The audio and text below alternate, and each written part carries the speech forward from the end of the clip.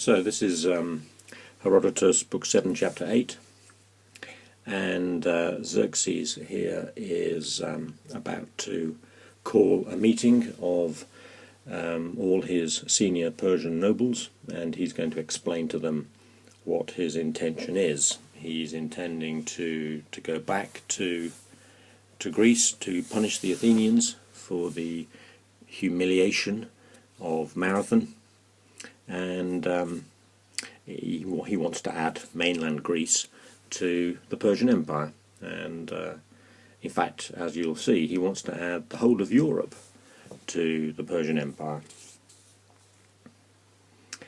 You'll find that speeches like this are a feature of ancient historiography. This is the first time that Xerxes speaks in Herodotus's histories, and in some ways Herodotus is introducing the character of Xerxes to us. We do get a strong sense of Xerxes' character from what he says here. That said, we can perfectly well ask, how on earth does Herodotus know what Xerxes said on this occasion? And the fact is that he probably had no sources at all for the exact words which Xerxes said. But Herodotus can compose a speech along the lines of what he would reasonably be expected to have said, and he can at the same time give us a strong impression of Xerxes' character. And such speeches are a feature of Greek history and Roman history, and really all history up until about 1600, really. So how do we start here? Well, we've got Xerxes after the capture, Halosis, after the capture of Egypt. So the Egyptian rebellion has been sorted out. Here's Hos, meaning when he was about to, mellow, intending to, when he was about to take into his hands, I suppose we'll say when he was about to take in hand the expedition Epitas Athanas against Athens. Notice, by the way, accessi here is a future infinitive because mellow takes a future infinitive. What did he do? Well, here's a meeting, and here's the verb, which is poiaomai. I suppose he called a meeting. He called an epikleton meeting. I suppose we'd say a specially convened meeting of the Persian nobles. And then we have Hinna, purpose clause, in order to, and there's our subjunctive, piothetai, the eta in the middle, tells us it's a subjunctive verb, pionthanomai, the aorist subjunctive, in order to ascertain the opinions of them. So he wants to know what the nobles themselves are thinking. Whether he cares what the nobles are thinking is a different question. And himself, well, in order to say, there's your second subjunctive, and in order to reveal himself, no, that's the wrong translation, isn't it? In order to say amongst them, to them, really, what he wanted. This is thello, well, it's ethello, what he wanted himself. So he wants to learn the opinions of the nobles, and he wants to tell the nobles what he himself wants. When, again, Hos, and when they were gathered together, when they'd been gathered together, Xerxes spoke the following.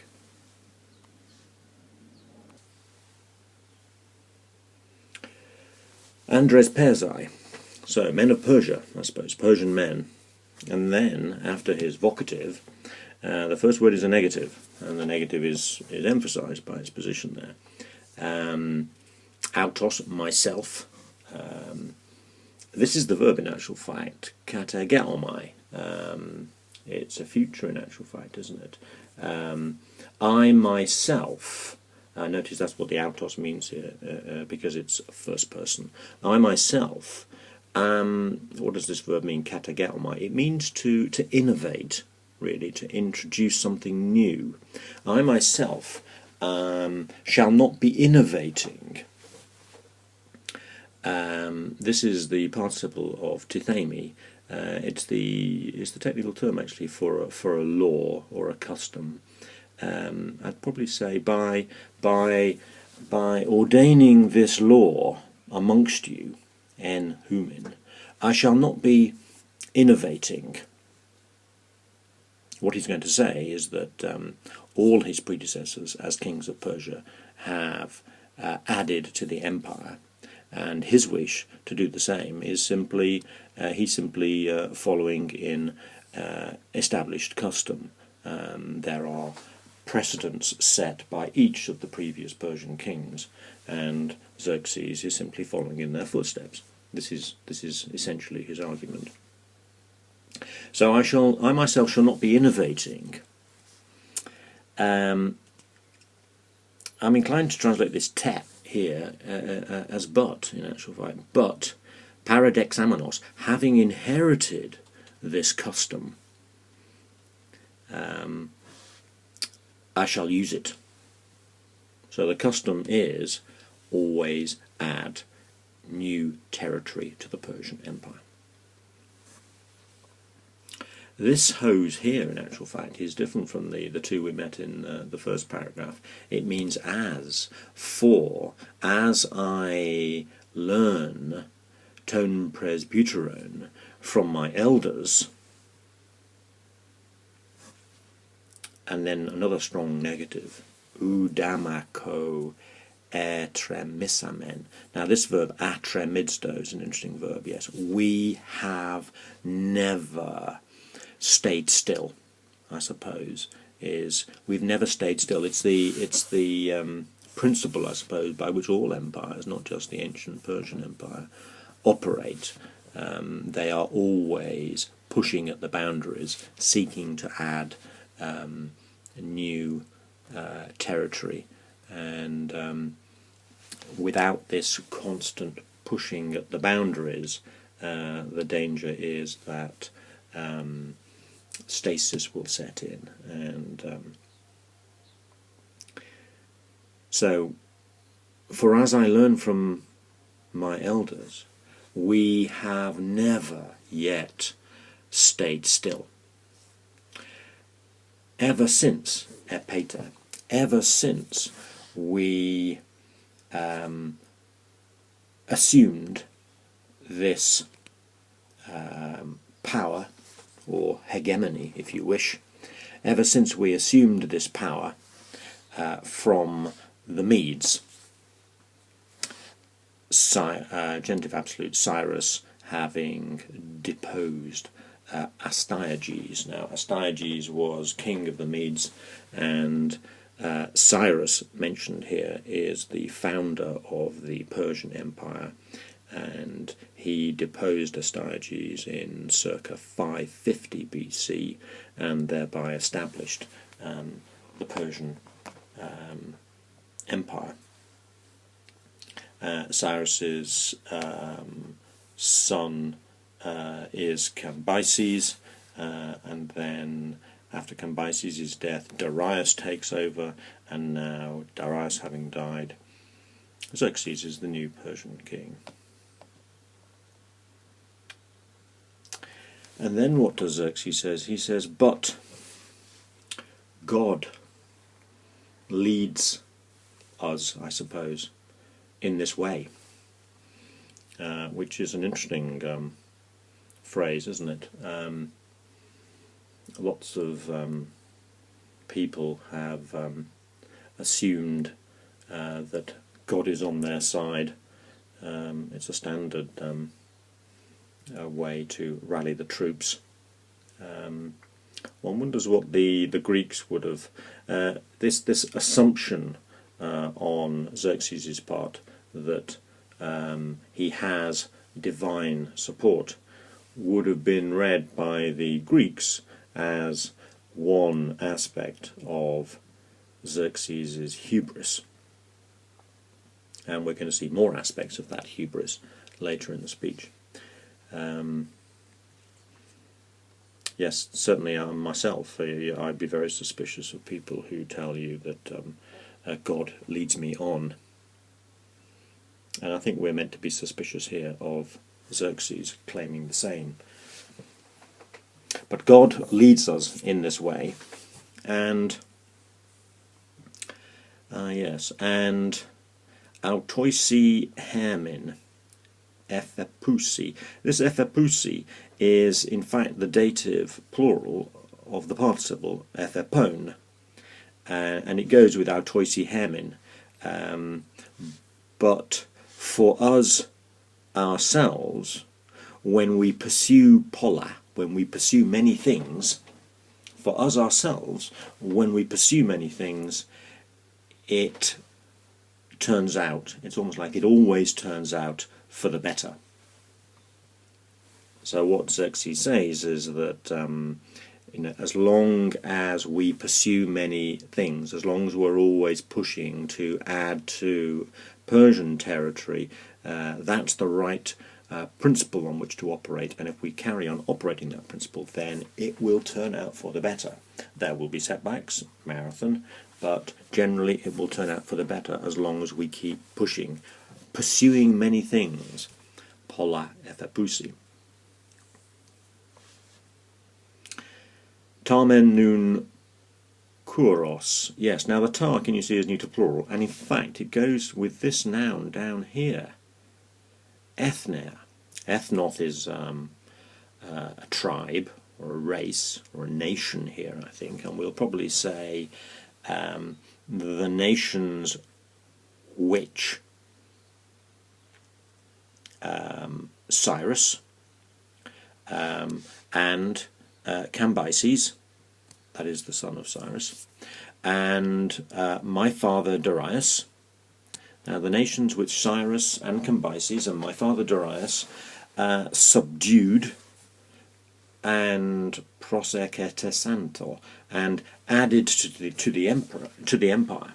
So the nations which Cyrus and Cambyses and my father Darius subdued and added to the empire.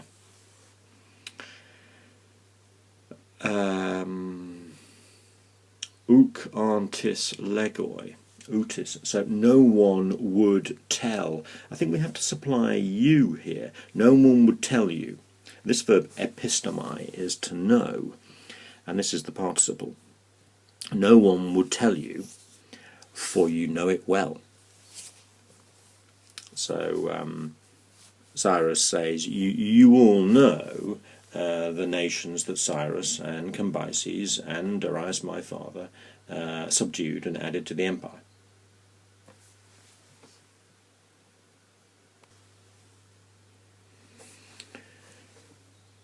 And now we have ego there. So notice how the pronoun there, ego, is very important.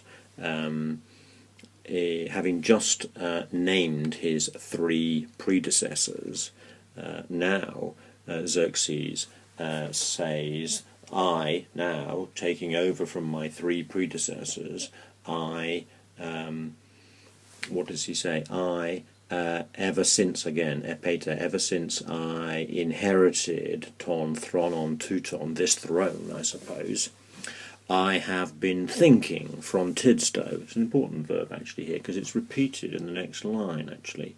I've been considering. It emphasises the idea that Xerxes' decision here to return to Greece is the result of careful thought and consideration. I've been considering, this is hopos in Attic Greek, I've been considering how I may not fall short of, and then we have the genitive, how I may not fall short of those who came before me in this honour, in this place of honour, that is, the throne of Persia. So I've been considering how I may not fall short of those who came before me in this place of honour. So it's clear that Xerxes feels the weight of his three great predecessors, and especially his own father. His father will be mentioned a number of times throughout this speech, and we do get the sense that Xerxes feels a filial duty, a duty as a son, to uphold the standards and the principles set by his father. So we have an initial mare there. I've been considering how I may not fall short of, and now we have another mare there, and how I may not acquire for the Persians a power any less. Elasso is the irregular comparative of oligos, and how I may not acquire for the Persians any lesser power. He wants to add, just like all his predecessors have done. I know it's a present participle from Tidstone, but I'm almost inclined to translate it as an aorist and say, and having considered, I find, and again it's almost, I conclude, it's logical, isn't it?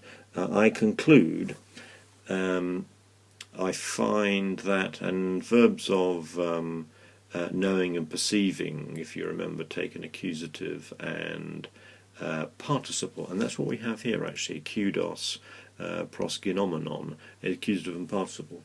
But before that, we've got hammer men, and then we've got here hammer there, and these two, the repetition of the hammer there at the same time, tells us that this policy of Xerxes is going to have a twofold benefit.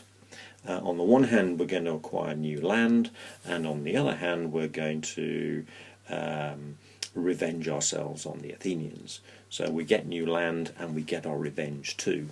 A twofold benefit, and that twofold benefit is emphasised by the hammer men and the hammer der.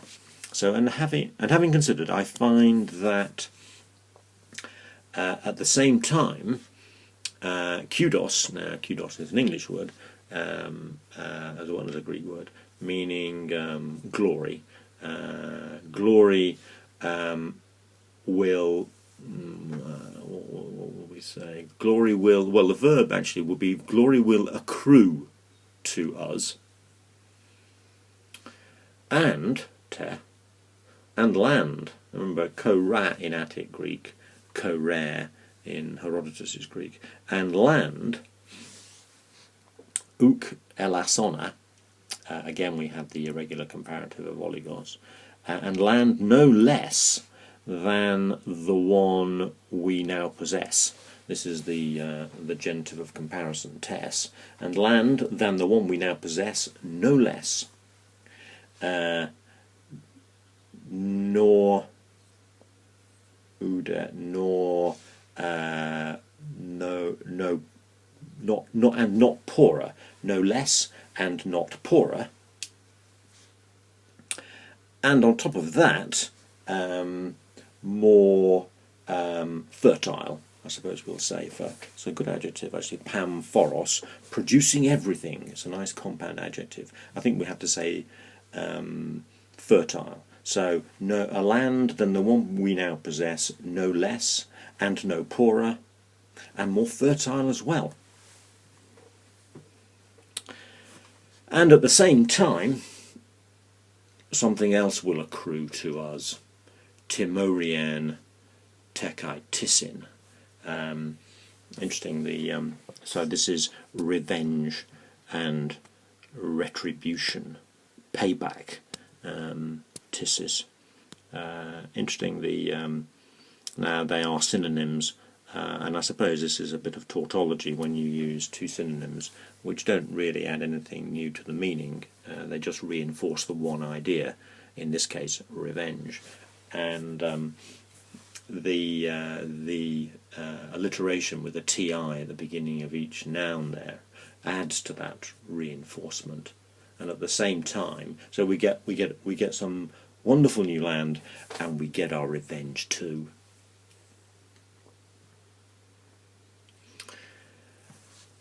Dia, well, this in actual fact is dia ho, on account of which thing. I suppose we'll just say, for this reason, I have now gathered you here. Solego is the verb. I've now gathered you here in order that, here's the verb, the subjunctive verb with the oh my, tells you it's subjunctive, in order that I may communicate to you, whom in at the end, what I intend, I have in mind, perhaps, to do.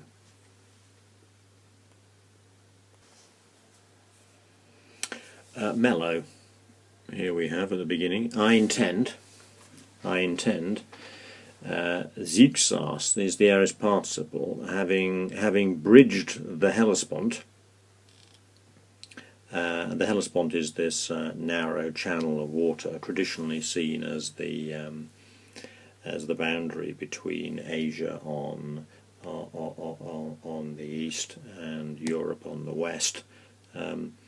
I intend, having bridged the Hellespont, this is an infinitive, helan, to drive an army through Europe against Greece, epiten, Hellada, in order to punish the Athenians for what they have done to the Persians, kai patraton emon, and my father. Again, we get the reference to Darius.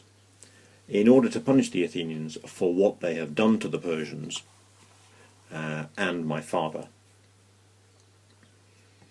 I suppose he's particularly talking there about Marathon and the humiliation that the Persians suffered there. But there is, he's also referencing the Ionian revolt, which I shall mention as we get a bit lower down this page. This is Herao, I see. This is the imperfect tense. You saw Darius, Ithawanta, keen, eager to march against these men, the Athenians, but he has died, and this is ek gignomai, isn't it? It's an impersonal usage, and it was not possible for him. The hoi here is autoi, which you've met a few times. It was not given to him, it was not fated for him to take his revenge. Marathon is 490, and Darius, though keen to go back to Greece and get his revenge, dies in 486, 485, in the middle of that decade. I, and again the pronoun reappears, I, on behalf of that man, on his behalf, and on behalf of Ton Alon Per Zaon, and on behalf of the other Persians, U proteron pausomai, I shall not cease. These two words here, prin air, are until, I shall not cease until, but it's reinforced by this proteron, I shall not stop before, until, and u proteron prin air together make a very grand phrase. I shall not cease until, this is hieretomai, until I have captured and burnt Athens. So there we get a very solemn declaration of intent from Xerxes. I'm going to burn that city, and I shan't stop until I have. And he's as good as his word. Interesting here that we have hoi, who, as if he'd put Athenians, as if the antecedent were Athenians. Now the antecedent isn't Athenians, it's Athens. until I've burnt Athens, the Athenians who... this is, again, we have me and my father, eme kai pateraton emon. This is the important verb. Okay, it's hyparcho, but let's say it's just archo. It's to begin.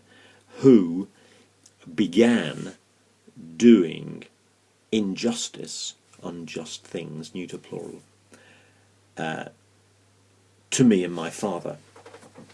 Now that's not a particularly good translation. Who began doing unjust things to me and my father. What that means is they did injustice to me and my father unprovoked.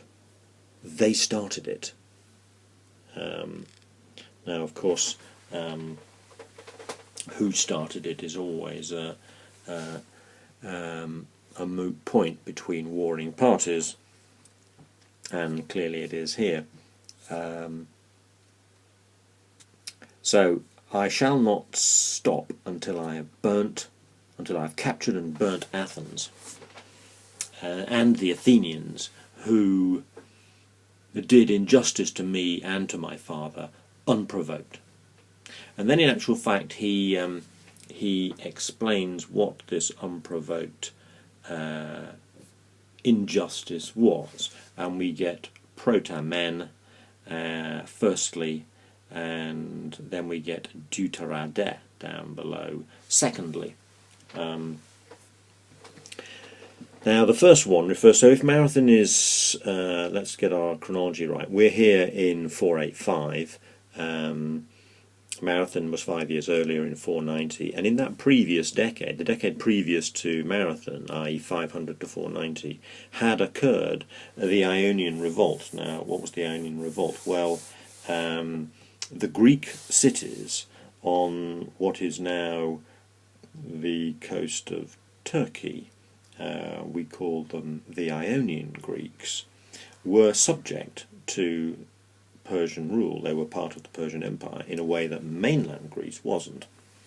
And in that decade, 500 to 490, the Ionian Greeks revolted against Persian rule, and the Athenians came to the assistance of the Ionian Greeks. And the one thing that they did, it was unsuccessful, by the way. The Ionian revolt was put down by the Persians, but one thing they managed to do was to march inland to Sardis, which by now was an important capital in the Persian Empire and seat of the Persian satrap, and burn the city. They burned the city of Sardis. I suppose that's why Xerxes says that he wants to go to Athens and burn Athens. It's an eye for an eye, I suppose. So, first of all, coming to Sardis with Aristagoras. Now, Aristagoras was, well, his role was rather ambiguous, but for the sake of simplification, let's just say he was the leader of the Ionian revolt. So together with Aristagoras the Milesian, i.e. he is tyrant of Miletus, one of the Ionian cities.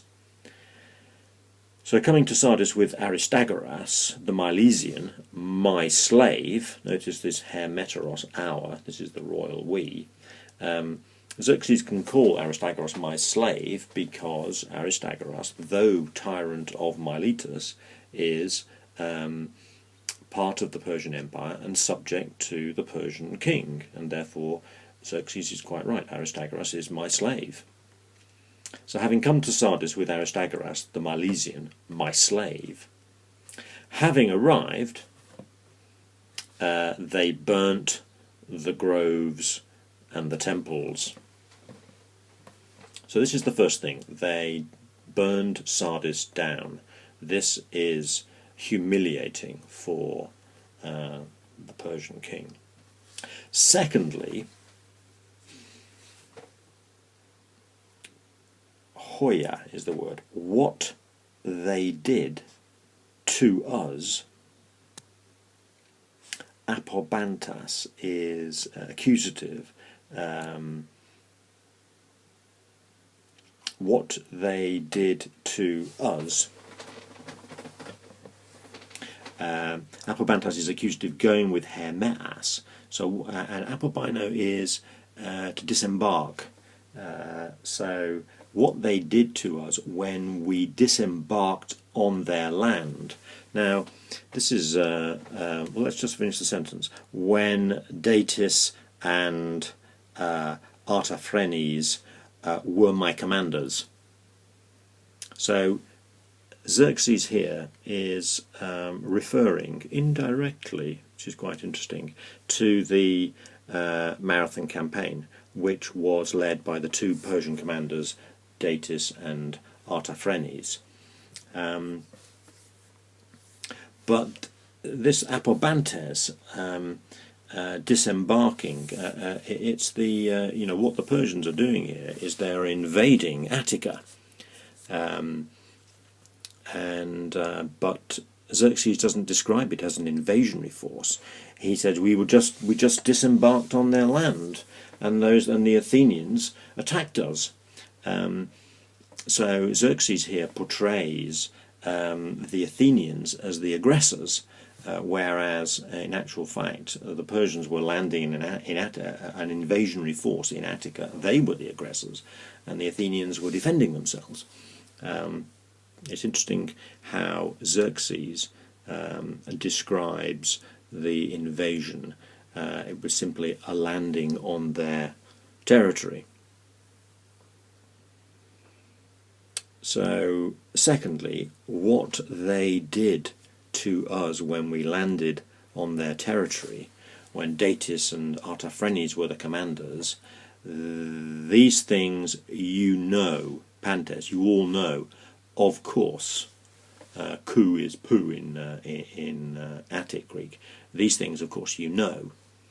So again, Xerxes does not want to refer explicitly to Marathon. It's as if it's too painful a humiliation for him to talk about directly, and this, you all know that, is a bit of an excuse for Xerxes not to have to mention it in detail.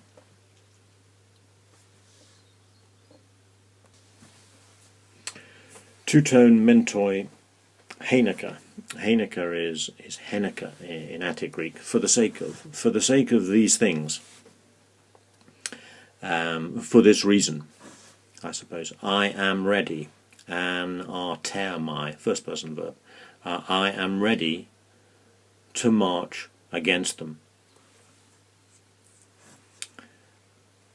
And I find, heuriskos and heurisko, and I find tossa there, so many agatha, so many good things, neuter plural, so many benefits in it, or in them, in Greece,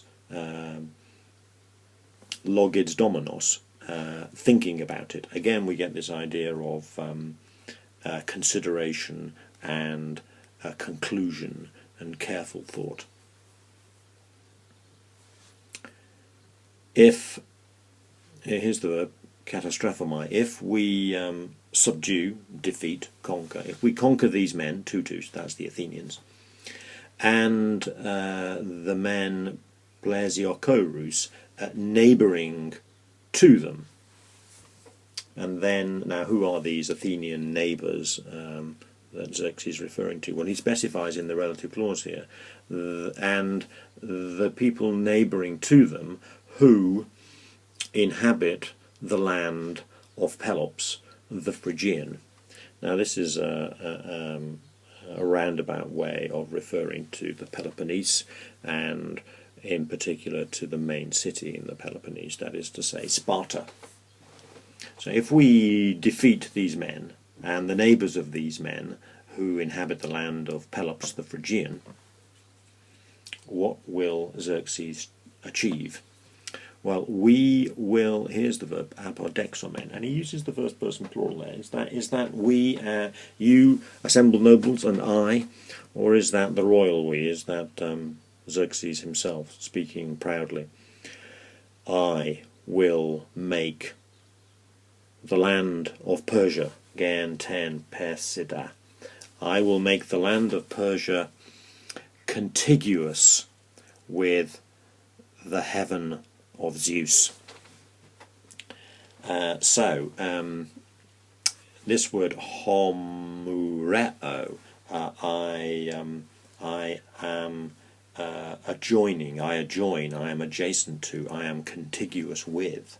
If you imagine the sky as an upturned bowl lying flat on the surface of the earth. Now the upturned bowl, the sky, is Zeus's territory, and all of the earth, which the bowl touches at the edges, all the earth within the circumference of that bowl will be Persian land.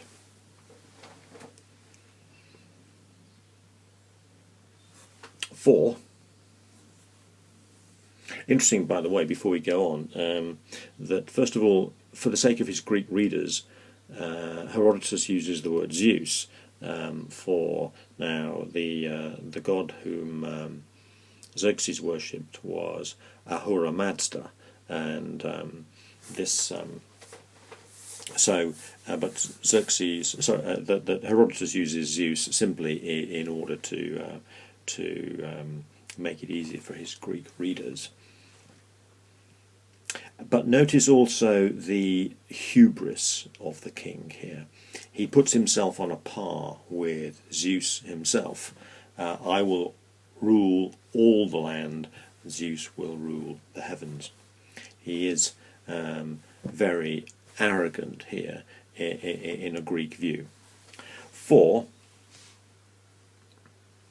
And interesting, Helios, the sun. The sun, this is horao, to see, isn't it? The future is opsomai.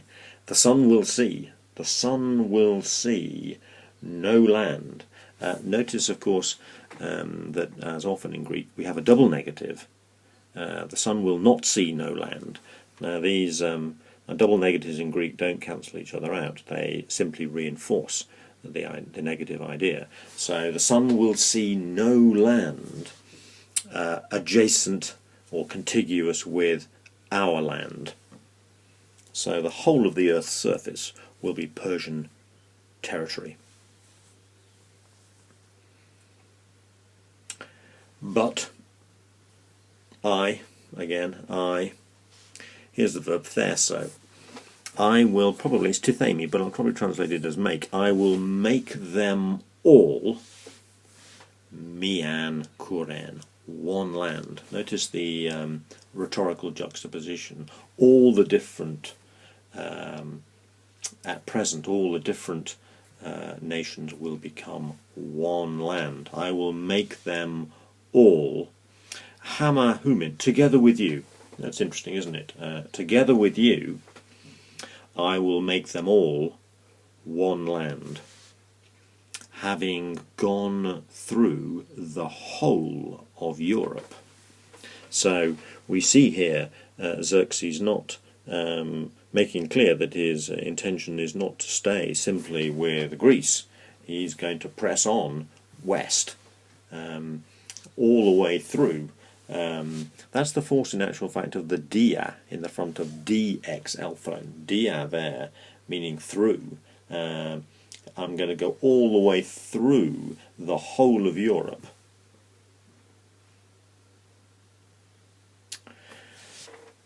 For I ascertain, piontanamai, I ascertain. First of all, we've got an aconymph. I ascertain that the situation is thus. Hode ekein. I ascertain that the situation is thus. That, and then we have another acronym, that no one city of men, nor one nation of men will be left. Lepo. And again we have these double negatives. Ute, udemian. Ute, uden. pollen being feminine, we have udem, mian, and ethnos being neuter, we have uden. But so for I ascertain that the situation is this, that no city of men, no nation of men will be left, which, again, this is what looks like the article, in actual fact is the relative pronoun, which will be able, hoionte estai, to do battle with us. And then we have a genitive absolute on the end, the important genitive absolute, meaning two-tone.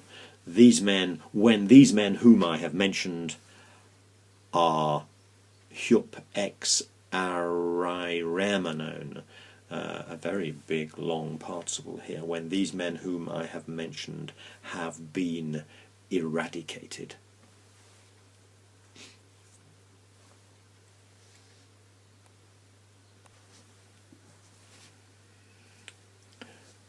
And thus, huto, and thus, hoite aitioi, the guilty, hoite an aitioi, and the innocent, hexusi doulion zugon, will bear the yoke of slavery. So, the Athenians are the guilty ones, and they will bear the yoke of slavery, but all the other Europeans who will be in Xerxes' imagination now part of the Persian Empire, and who have done nothing against the Persians, and are therefore anaitioi, innocent, they will bear the yoke of slavery too. They'll all be part of the Persian Empire. And we do get a strong sense here of the ambition of the man, the vaunting ambition of the man, the hubristic ambition.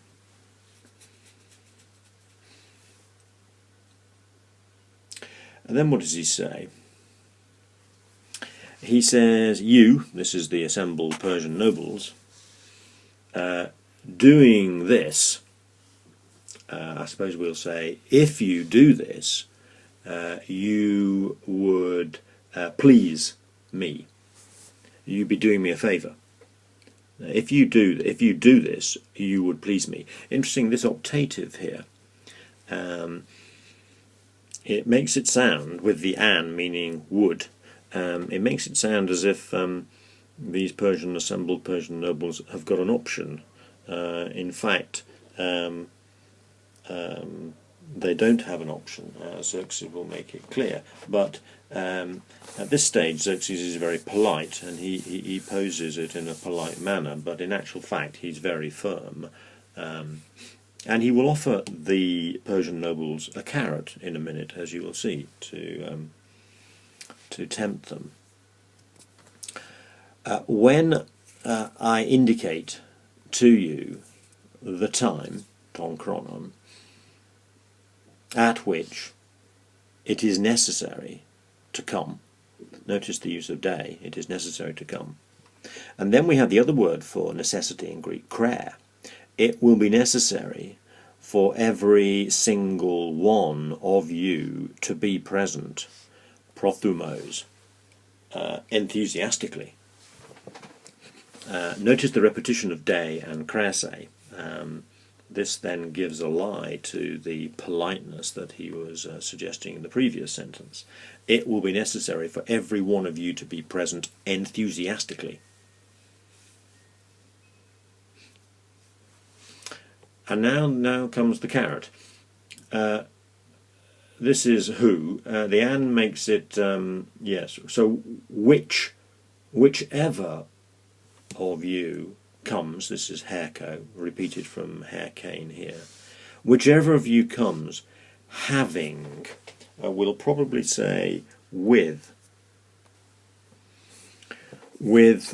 the this is the superlative adverb, with the best equipped army. Whichever of you comes with the best equipped army, I shall give to him gifts. This again is the relative pronoun, which are considered to be the most precious, the most prestigious in my, I suppose, in my possession. It's the noun is omitted. What noun we must supply is left for us to decide. The gifts which are considered to be the most prestigious in my possession. Then we have poieter, which is the Greek gerundive. Again, the idea of needing to be done, of necessity, of obligation is stressed here. The nobles don't have an option. These things are needing to be done in this way. But in order that I may not seem, this is a subjunctive in actual fact, doca, it doesn't look like it, but it's a subjunctive. In order that I may not seem, there's the mare there, to you, idiobuluein is the interesting infinitive, to be following my own advice, to be doing just what I like. I put the matter into the middle. I'd probably say something like, I put the matter before you. Ordering whichever of you wants, I suppose it's literally the man of you wanting, boulomenon. Ordering, and I order, I think I'd probably say, and I order, I instruct, whichever of you wants to make clear, gnomen, there's the object, his opinion. I put the matter before you, and I order whoever of you wants to state his opinion. And having said these things, he ceased.